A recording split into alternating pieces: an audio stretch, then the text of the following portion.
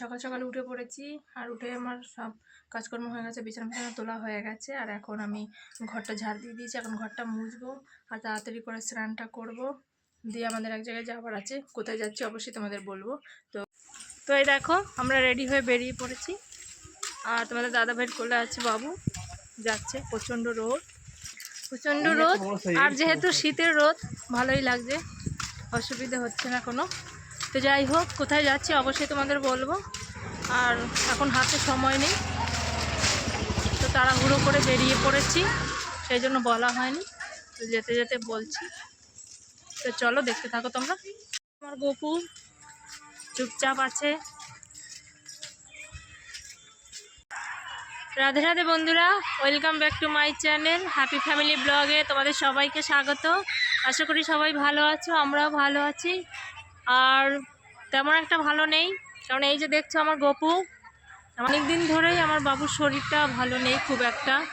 আর দ্বিতীয়ত ও 4-5 দিন ধরে, আজকে 5 দিন, ও কিচ্ছু খাচ্ছে না, একদম কিছু খাচ্ছে না। শুধু একমাত্র দুধ ছাড়া, মানে বুকের দুধ ছাড়া কিছুই খাচ্ছে না। ও কোনো বাড়তি খাবার খাচ্ছে না। এইভাবে কিভাবে চলবে বলো? আর সবাই মানে বলে হয়তো ওর নজর লেগেছে বা কিছু, কিন্তু বিশ্বাস করো একটা সময়ে মানে এইসব বিশ্বাস করতাম না আমি আজগুবি ব্যাপারে। তো ভাবতাম যে এর বিরুদ্ধে ছিলাম একটু, তো ভাবতাম এইসব হয় নাকি। কিন্তু কি বলো তো, আগে মেয়ে ছিলাম, তারপরে মেয়ে থেকে বউ হয়েছি, এখন বউ থেকে একজন মা হয়েছি। তো তো মায়ের দায়িত্বটা অনেক, তো দায়িত্ব বেড়ে গেছে। তো এখন চারিদিকে যা হচ্ছে, মানে সবাই বলছে ভালো লাগছে না। আর বাবানের শরীরটা মানে খুব ভালো যাচ্ছে না খুব একটা। আর তো বললাম কিছু না খেলে রাখো, পুরো মুখটা শুকিয়ে গেছে ওর। আর দিনের পর দিন এটা মায়ের সামনে, মানে চোখের সামনে হচ্ছে, তো আমি ঠিক নিতে পারছি না। মানে আমার ছেলেটা না খেয়ে আছে, আমার ভালো লাগছে না। তো যাই হোক, এখন মানে এইসব এখন বিশ্বাস হয় যে হ্যাঁ এটা হতে পারে। তো তোমাদের কার কার এরকম জানা আছে, মানে যাদের ছোট বাচ্চা আছে ঘরে, তোমরা জানো, তোমরা ভালো বলতে পারবে।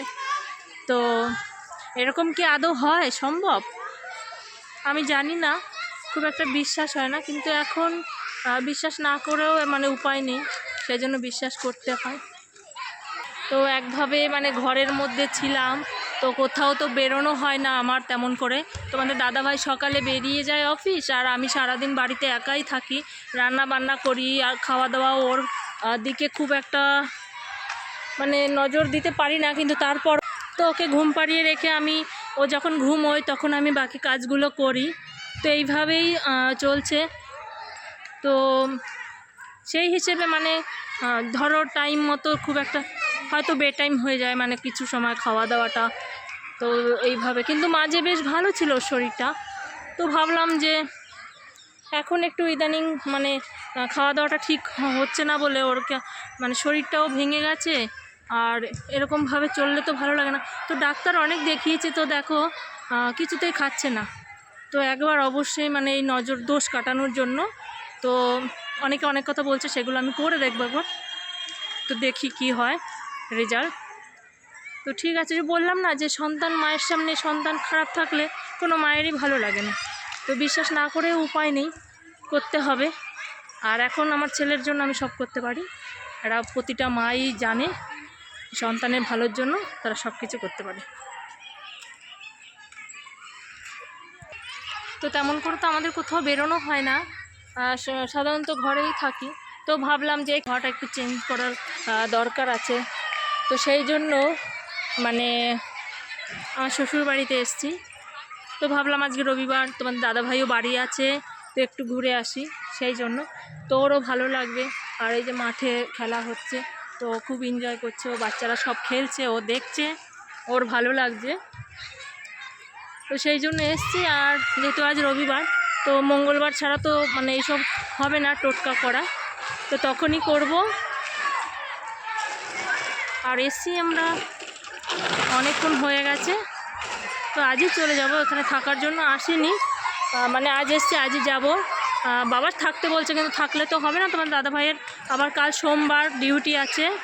তো আমরা আজকেই চলে যাব, একটু রাতে বেরোবো, যেহেতু বেশিটা দূর নয়, কাছেই, মানে একটা স্টেশন পরেই আমাদের বাড়ি। মানে এটা হলো মানকুণ্ডু, তো মানকুনি থেকে চন্দননগর, চন্দননগরের পরেই তো চুচুড়া, আমরা চুচুড়ায় থাকি, চুচুড়ায় নেমে যাব, আজকেই বাড়ি চলে যাব।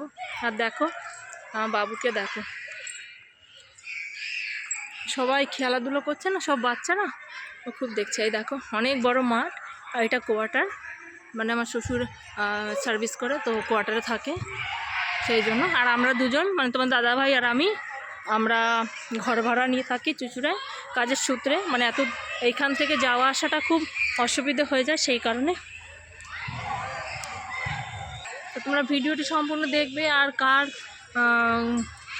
মানে কারা কারা তোমাদের বাচ্চাদের জন্য এসব করো, মানে কে কী ধরনের টোটকা জানো, তো অবশ্যই আমাকে কমেন্টে জানাবে তোমরা। তো চলো দেখতে থাকো ব্লগটি। তো এই দেখো তোমার দাদাভাই এসছে, আর এখন রাত হয়ে গেছে, দেখো কোয়ার্টারে লাইট জ্বলছে, সব লাইট জ্বলছে না, অন্ধকার হয়ে গেছে। তো আমরা এখন বেরোবো, আর বাবার মা একটু ডাক্তারের কাছে গেছে, তো আসবে তারপরে আমাদের যেতে বললো, নাহলে চলে গেলে আবার খারাপ ভাববে। তো একটু থাকি, তো বাবা মা আসুক তারপরে আমরা যাব। তো একটু হাঁটি, ভালো লাগে খুব একটা, তো আমরা কোথাও যাওয়া হয় না আমাদের। আর বাবু দেখো না, ওর মুড নেই, ওর মানে মনটা খারাপ আছে। তো এই দেখো সবাই মাঠে খেলছে, ও দেখছে, ওর ভালো লাগছে খুব, আর আমারও খুব ভালো লাগছে, কারণ খুব একটা তো বেরোনো হয় না না কোথাও, সেই জন্য। তো আমাদের খুব ভালো লাগছে, মানে প্রতি রবিবার তো আসা সম্ভব হয় না, তো আবার এই যে 1 মাস পরে আবার এসছি। তো আসার কারণটা হলো মায়েরও শরীর খারাপ, সেই জন্য এসছি, আর আমার বাবুরও শরীরটা খারাপ অনেক দিন ধরেই, ভালো যাচ্ছে না ওর দিনগুলো। তো সেই জন্য ভাবলাম যে একটু ঘুরে আসি, তো একটু মাইন্ড ফ্রেশ হবে আমাদের, আর ওরও ভালো লাগবে। ওখানে কি বলো তো, ঘরের মধ্যে থাকি তো সব সময়, তো কোথাও যাওয়া হয় না, কারোর সঙ্গে মেশে না, এমনি ঘর থেকে নয় বাইরে যাই, একটু রাস্তায় হাঁটি, আর এমনি ঘরেই থাকি। তো সেই জন্য, আর তো কেউ নেই ওখানে, বাচ্চা কাচ্চারা এখানে তো সব মানে কোয়ার্টারের সবাই এখানে খেলাধুলো করে, সব বাচ্চারা আছে অনেক, তো তাদের দেখে ও। আমরা ওই 3 তলাতে থাকি, ওখান থেকে ও জানলা দিয়ে মানে দেখে, আর ওখানে বসে ও আনন্দ করে। চল, আর এই দেখো ওর ঘুম এসছে, ওই জন্য আমি এতক্ষণ একাই হাঁটছিলাম, তোমার দাদাভাই এখন এলো, এসে হাঁটছে, সবাই খেলছে দেখো,